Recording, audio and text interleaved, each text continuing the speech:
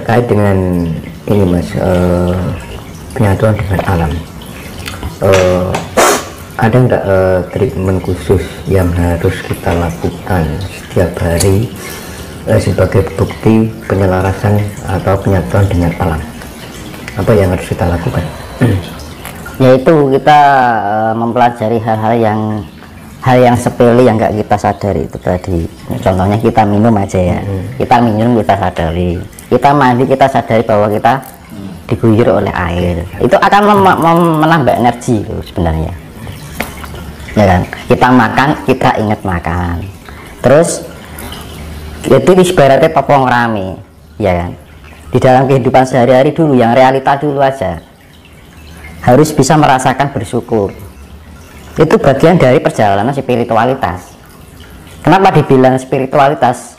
Suatu sikap atau langkah untuk memahami segala perilaku kita sehari-hari, itu namanya spiritualitas. Membangun diri untuk menjadi pribadi yang lebih sadar, ya kan. Kita melakukan misalkan ini, kita bekerja dan kita sambil memahami segala apa yang kita lakukan. Nah, itu bagian dari spiritualitas. Tidak hanya di saat hening aja. Makanya kan spiritualitas kan ada dua, topong rame karo topong mening. Topong rame ya kita hidup di keseharian itu, dengan keluarga, dengan teman, dengan pekerjaan, kan macam-macam ya. Kalau topong mening ya kita perenungan, relaksasi, menemukan tingkat kedamaian. Kedamaian jangan dicari tapi ditemukan. Beda loh, ditemukan dengan dicari beda loh. Misalnya jodoh ini, jodoh dicari, yang namanya cari itu pasti tumbuhnya dari karsa. Tapi kalau dipertemukan karena suatu energi yang saling menyatu, ada tarik unsur tarik menarik, beda lah ya. Nah, itu kedamaian tidak untuk dicari tapi dipertemukan. Nah, bagaimana cara mempertemukan kedamaian itu? Kita harus mempunyai dasar kasih, ya, itu kedamaian, dasarnya yang kasih. Dan ibaratnya katentremaning urip dumunung ana ning katentremaning ati. Kalau kita nggak bisa menenteramkan di dalam hati kita sendiri, ya mana bisa kita menemukan kedamaian? Hal sepele ya. Kadang kita terlalu was-was. Nah, makanya kalau kita sudah mencapai tingkat kesempurnaan, level spiritual yang level tinggi, itu orangnya ya kalem, santai, pikirannya lebih universal, pola pikirnya lebih fleksibel, ya kan. Orang kemerungsungan dalam arti tidak khawatiran gitu loh, membawaannya tenang apapun yang terjadi, selalu melangkah itu selalu dipikirkan terlebih dahulu. Mau ngomong itu loh dipikirkan dulu. Makanya di dalam Jawa nek arep ngomong itu dipikir dulu. Ojo mapanake pikir ana ning ngarepe lati, ning mapanke ati ning ngarepe lati. Ya kan? Mula diarani lati paling landep di dalam raga kita. Mulut ini. Itu hal sepele loh. Kadang-kadang kita menyakiti orang lain tanpa kita sadari kalau kata-kata itu menyakiti orang lain. Makanya sebelum kita mengatakan berkata pada orang lain, kira-kira misal kata-kataku ini saya tujukan kepada saya, kira-kira menyakitkan enggak? Nah, kadang-kadang hal sepele di dalam kehidupan sehari-hari itu sering terjadi yang gitu. Orang yang sudah melatih itu masih gitu, apalagi yang nggak mau menyadari gitu kan. Makanya ada orang yang ngomongnya seenaknya sendiri tanpa memikirkan kata-katanya menyakitkan hati orang lain. Makanya kan kudu iso mapanke ati ning ngarepe lati, jangan mapanke pikir ana ning ngarepe lati. Kan ngono.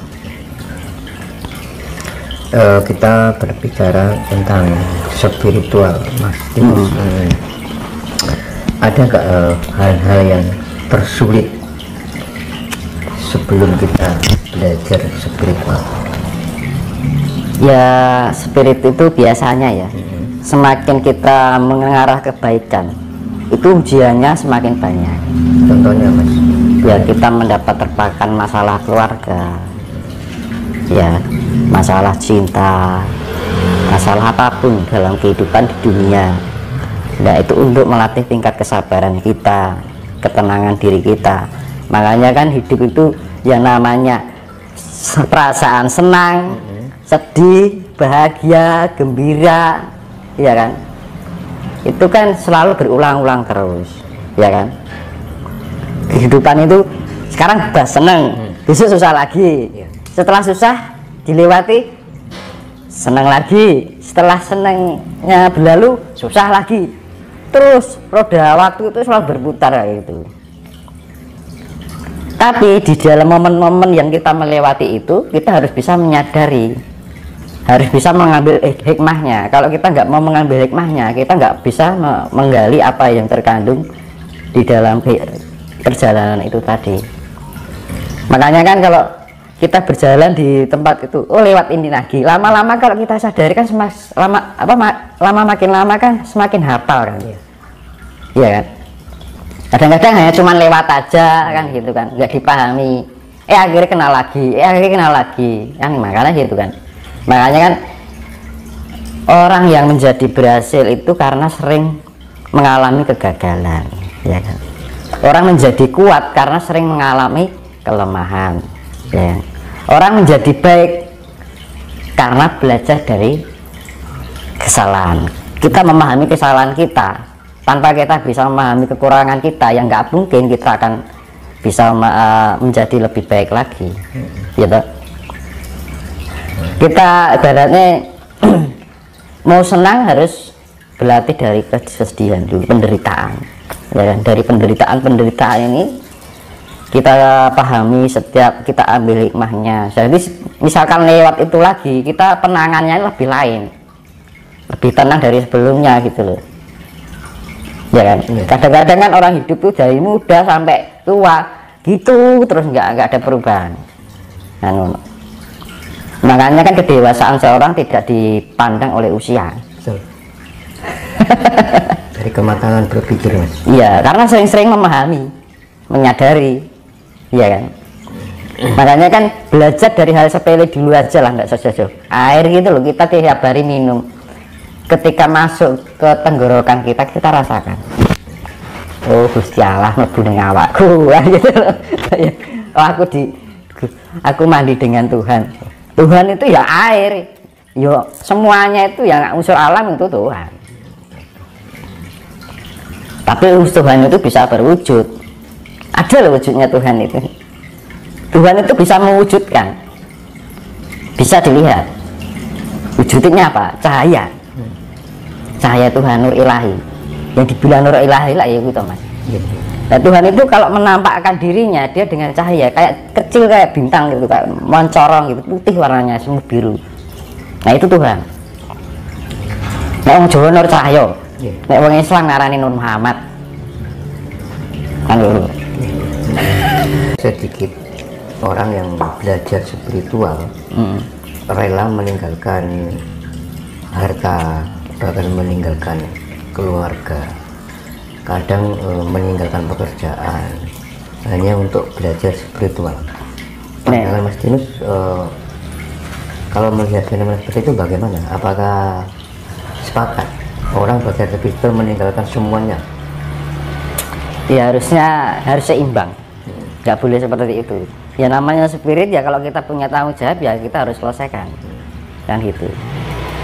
Lah kan kita spirit itu nggak harus bertepi di hutan, lautan, nggak harus kayak gitu. Di rumah aja bisa kok. Justru di dalam kehidupan sehari-hari kita belajar dari spirit itu tadi. Ya. Apa wis ning alas iki iso cedak karo Gusti Allah ya nggak mungkin. Kan gitu loh. Terus belajarnya apa? Justru apa ketika orang hidup di hutan, ya kan misalnya. Begitu dari hutan keluar dari area hutan dihidupkan ramai, kaget enggak. Ya namanya perjalanan, ketika kita memahami perjalanan kita untuk dijadikan suatu pelajaran, kan kita mempelajari dari perjalanan itu untuk dijadikan pelajaran, itu namanya spiritualitas, ya kan. Makanya kan Hidup itu adalah perjalanan, bagikan perjalanan. Perjalanan itu adalah pelajaran, dan pelajaran itu butuh waktu yang namanya proses, jangan itu. Dan proses itu butuh kita analisa. Nah, kalau kita sudah menganalisa, kita akan menemukan hasilnya. Makanya saya pernah bilang, hidup itu ada 3 pertanyaan: apa, bagaimana, untuk apa, ya kan? Kenapa kita bertanya apa? Karena kita tidak tahu. Setelah tahu bagaimana, ya bagaimana nanti tinggal penemuan kita. Kalau kita sudah tahu bagaimana, untuk apa, ya kan? Kalau sudah kita bisa menjawab untuk apa, kalau orang Jawa bilang oh iya, iya kan?